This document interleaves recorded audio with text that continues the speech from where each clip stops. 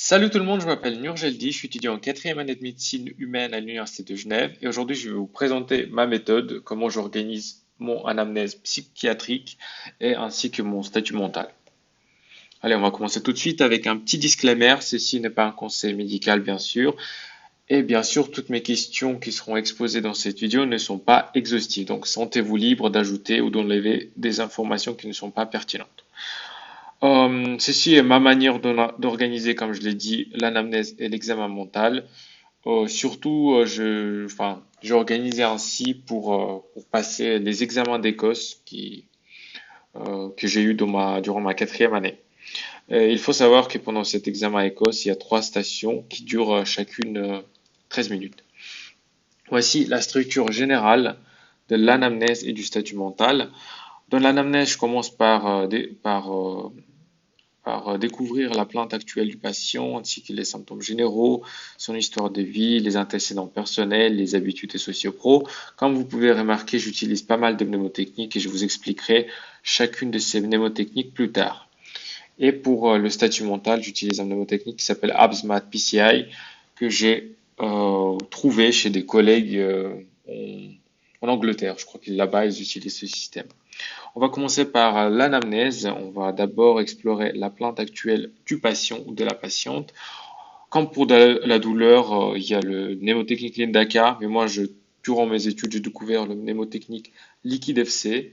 Elle pour localisation, ensuite irradiation, qualité, par exemple caractère de la douleur. Je sais qu'en psychiatrie, ça va être rare de tomber sur une douleur à l'Écosse, mais vous pouvez adapter cette mnémotechnique. Et par exemple, dans qualité, vous pouvez explorer juste le caractère du symptôme que le patient présente. Le U, ça sert à rien, c'est juste pour le mnémotechnique. Ensuite, il y a l'intensité. Moi, j'aime bien penser de l'intensité comme de l'impact sur la vie du patient. Ensuite, il y a le D, début, durée, déclenchement. Ensuite, pour F, c'est des facteurs associés, aggravants ou soulageants. Et C, c'est pour savoir si le patient a déjà connu ce genre de problème dans le passé. Ensuite, on va passer dans la catégorie symptômes généraux. On va demander l'âge du patient, si c'est pas connu, la fièvre, fatigue, appétit, variation du poids et du sommeil. Ceci, bien sûr, classique. Bien sûr, à l'examen, vous n'avez que 13 minutes pour poser toutes les questions. Donc, il ne faudra choisir que des questions pertinentes de cette liste-là que j'expose aujourd'hui. Ensuite, on passe à l'histoire de vie. On va commencer par la scolarité. On va passer par explorer comment ça se passe à l'université. Ensuite, s'il a bien réussi à trouver du travail. Et ensuite, on va explorer l'entourage du patient, notamment avec les relations avec sa famille, ses amis, s'il a une copine ou un copain. Voilà. Ensuite, on va passer pour explorer les antécédents personnels. Le mnémotechnique MOMA, un grand classique. M pour maladie psychiatrique ou somatique. O, hospitalisation. On va surtout mettre l'accent sur l'hospitalisation psychiatrique dans le passé.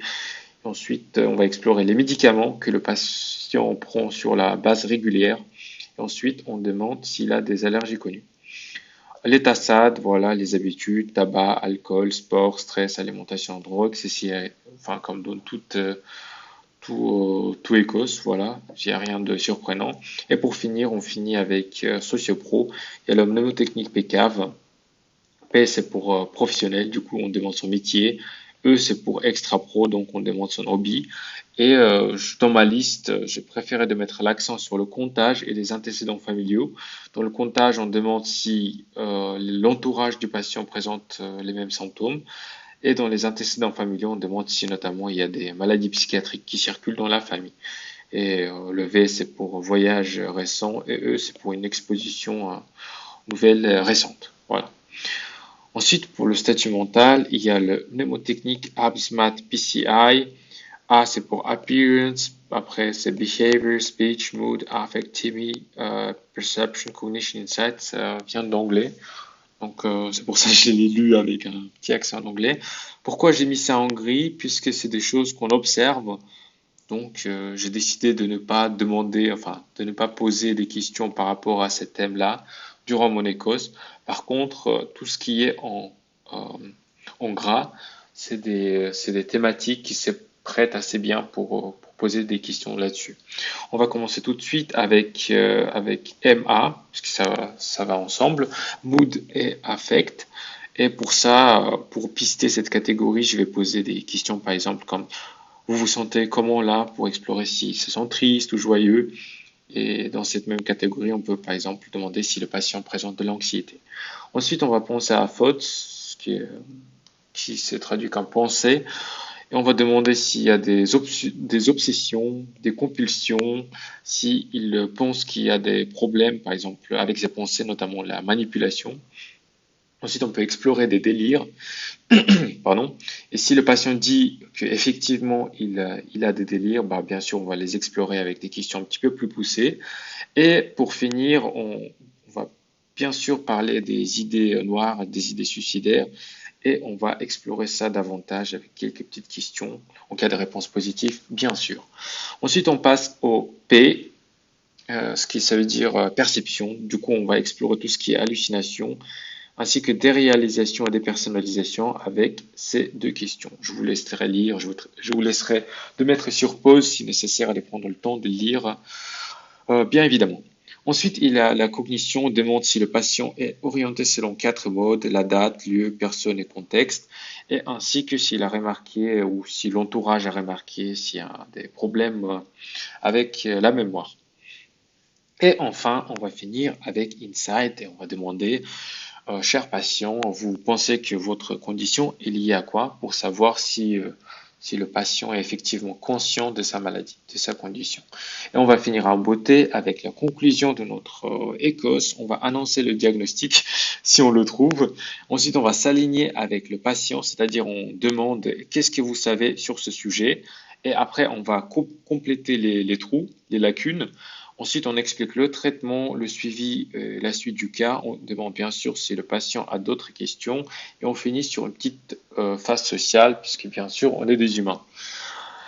Quelques petits conseils pour ce bel examen.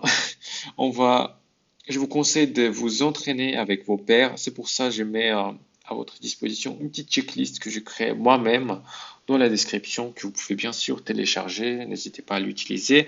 Mais je tire votre attention que cette checklist n'est pas exhaustive. Voilà, n'est pas exhaustive. Donc n'hésitez pas, comme je vous l'ai déjà dit, à la compléter ou à retirer des informations non pertinentes.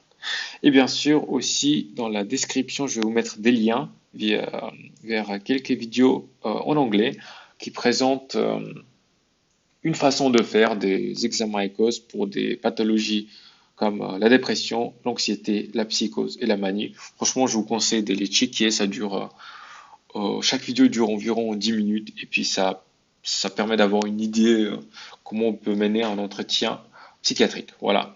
Si vous avez des questions, n'hésitez pas à les laisser en bas dans les commentaires. Et moi, je vous dis peace.